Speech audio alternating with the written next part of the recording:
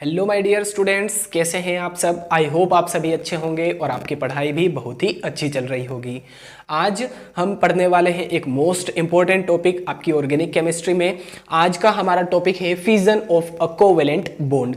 अब बात आती है कि फिजन क्या है, तो फिजन का मतलब होता है क्लीवेज, है ना। क्लीवेज का मतलब होता है ब्रेक करना, तोड़ना, ठीक है।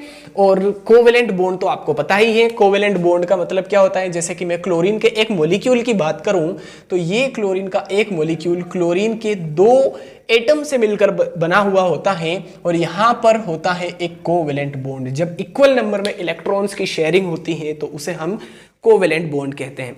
यहां पर इस क्लोरीन ने अपना एक इलेक्ट्रॉन दिया है शेयरिंग के लिए, इस क्लोरीन ने अपना एक इलेक्ट्रॉन दिया है शेयरिंग के लिए। तो इस टाइप का जो शेयरिंग होती है, इस टाइप की जो शेयरिंग है उसे हम कोवेलेंट बॉन्ड कहते हैं, ठीक है। तो यहां पर ये जो कोवेलेंट बॉन्ड है इसको हमें ब्रेक करना है, क्लीव करना है या तोड़ना है, ठीक है। तो उसी को हम कहते हैं fission, fission of a covalent bond. अब फिजन भी दो टाइप से होता है ना, दो टाइप का होता है फिजन। फर्स्ट होता है हेटेरोलाइटिक, फर्स्ट है हेटेरोलाइटिक फिजन एंड सेकंड है होमोलाइटिक फिजन, ठीक है। सेकंड है होमोलाइटिक, फर्स्ट है हेटेरोलाइटिक। अब देखिए हेटेरो का मतलब क्या होता है, हेटेरो मींस डिफरेंट, ठीक है। और लाइटिक का मतलब होता है टू ब्रेक, ठीक है, डिफरेंट तरीके से टूटता है यहां पर। और होमो का मतलब क्या होता है, सेम, है ना। और लाइटिक का मतलब फिर से वही टू ब्रेक, ठीक है। तो होमो means same, hetero means different. तो यहां पर डिफरेंट तरीके से जो बॉन्ड है वो ब्रेक होगा। डिफरेंट डिफरेंट इलेक्ट्रॉन्स, मतलब डिफरेंट जो एटम्स हैं उन पर अलग अलग जो इलेक्ट्रॉन्स हैं वो जाने वाले हैं और यहां पर सेम इलेक्ट्रॉन्स जाएंगे, ठीक है। अब देखिए ये जो हेटेरोलाइटिक फिजन होता है, यहां पर एक चीज ध्यान रखिएगा कि ये जो मॉलिक्यूल है ये नॉन पोलर मॉलिक्यूल है, ठीक है। तो नॉन पोलर मॉलिक्यूल जो है इनमें होमोलाइटिक फिजन होता है, ठीक है। नॉन पोलर मॉलिक्यूल में कौन सा फिजन होगा, होमोलाइटिक फिजन होगा, ये बात ध्यान रखिएगा। और जो पोलर मॉलिक्यूल्स होते हैं उनमें कौन सा फिजन होगा, हेटेरोलाइटिक फिजन होगा। अब कैसे, हाउ, ठीक है, क्वेश्चन आना चाहिए आपके दिमाग में। तो देखिए मैं आपको समझाता हूं। ये क्या है, नॉन पोलर मॉलिक्यूल है। पोलर और नॉन पोलर कब बनता है, थोड़ा सा आप ध्यान लगाएंगे ना तो बिल्कुल इजीली क्लियर होगा।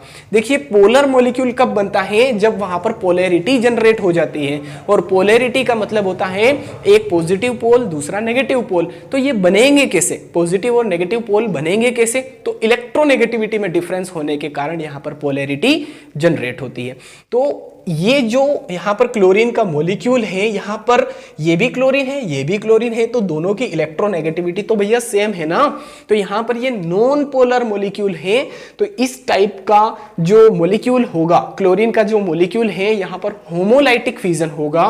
क्योंकि क्लोरीन का जो मॉलिक्यूल है इसमें दो एटम है, दोनों के बीच में कोवेलेंट बॉन्ड है, एक इलेक्ट्रॉन इस क्लोरीन का एक इलेक्ट्रॉन इस क्लोरीन का। तो ये इलेक्ट्रॉन ये ले जाएगा और ये इलेक्ट्रॉन ये ले जाएगा। तो इस तरह से यहां पर क्या होगा, होमोलाइटिक फिजन होगा। होमोलाइटिक फिजन में फ्री रेडिकल्स बनते हैं, याद रखिएगा, ठीक है।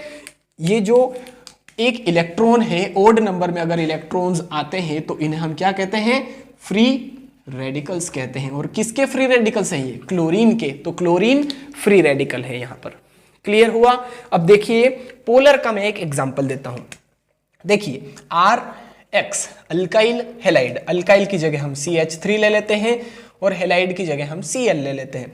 तो क्लोरीन हमें पता है नेगेटिव होता है, यहां पर पॉजिटिव चार्ज आ जाएगा। तो यहां पर देखिए पोलैरिटी जनरेट हो चुकी है। क्यों हुई पोलैरिटी जनरेट, क्यों हुई, बिकॉज यहां पर एक हाई इलेक्ट्रोनेगेटिव एलिमेंट है या एटम है, ठीक है। क्लोरीन क्या है, इलेक्ट्रोनेगेटिव है, किसके कंपैरिजन में, मिथाइल ग्रुप के कंपैरिजन में, ठीक है। तो यहां पर इस टाइप से पोलैरिटी जनरेट हो जाती है और पोलैरिटी जनरेट होने पर कौन सा फिजन होगा, यहां पर हेटेरोलाइटिक फिजन होगा।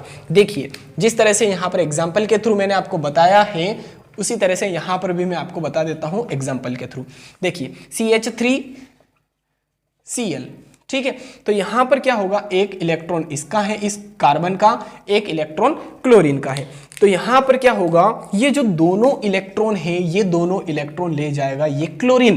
तो यहां पर क्या हो जाएगा CH3। अब क्लोरीन जो कार्बन है, कार्बन के ऊपर आ जाएगा पॉजिटिव चार्ज, क्योंकि इलेक्ट्रॉन गए हैं तो नेगेटिव चार्ज गया है, और नेगेटिव चार्ज गया है तो बचा क्या उसके पास, पॉजिटिव चार्ज है ना। इसकी वैलेंसी कंप्लीट नहीं है, इलेक्ट्रॉन चले गए इसके पास से, इलेक्ट्रॉन गए तो नेगेटिव चार्ज ले गए, तो इसके पास बचा पॉजिटिव चार्ज।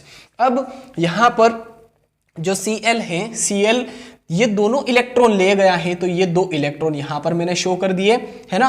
और इलेक्ट्रॉन है यानी कि कौन सा चार्ज है इसके पास, नेगेटिव चार्ज है, ठीक है। तो कुछ इस तरह से हेटेरोलाइटिक एंड होमोलाइटिक फिजन की जो पिक्चर है वो यहां पर आपको क्लियर आई होप हो चुकी है। एक बार फिर से हम रिवाइज करते हैं। हेटेरो मींस डिफरेंट, होमो मींस सेम। ये जो हेटेरोलाइटिक फिजन होता है वो पोलर मॉलिक्यूल्स में होता है, और जैसे कि यहां पर ये, ठीक है, CH3Cl पोलर मॉलिक्यूल है, और जो होमोलाइटिक फिजन है वो नॉन पोलर मॉलिक्यूल में होता है।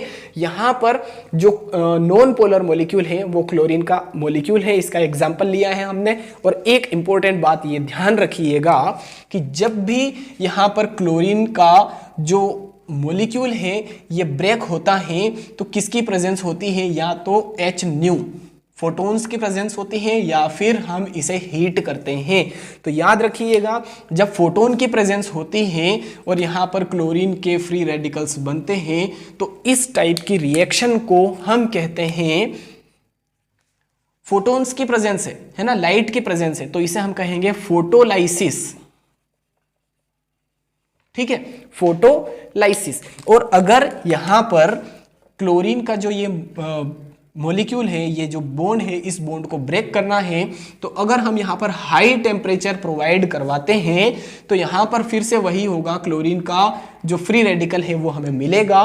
बट यहाँ पर हमने हाई टेम्परेचर यूज किया है, तो इस टाइप की रिएक्शन को हम कहते हैं थर्मोलाइसिस। क्या कहेंगे, थर्मोलाइसिस, ठीक है। जब हम इसको हीट देंगे है ना, थर्मल एनर्जी, तो इसीलिए इसको थर्मोलाइसिस कहते हैं। और यहां पर फोटॉन्स हैं है ना, लाइट है, तो इसलिए हम इसे फोटोलाइसिस कहेंगे। फोटोलाइसिस फोटोन यूज करेंगे, थर्मोलाइसिस हम इसे थर्मल एनर्जी देंगे यानी कि हीट प्रोवाइड करवाएंगे, ठीक है। तो ये चीजें आई होप आपको अच्छे से क्लियर हो चुकी हैं। यहां पर जो हेटेरोलाइटिक फिजन है, हेटेरोलाइटिक फिजन के थ्रू बनते हैं यहां पर आयंस।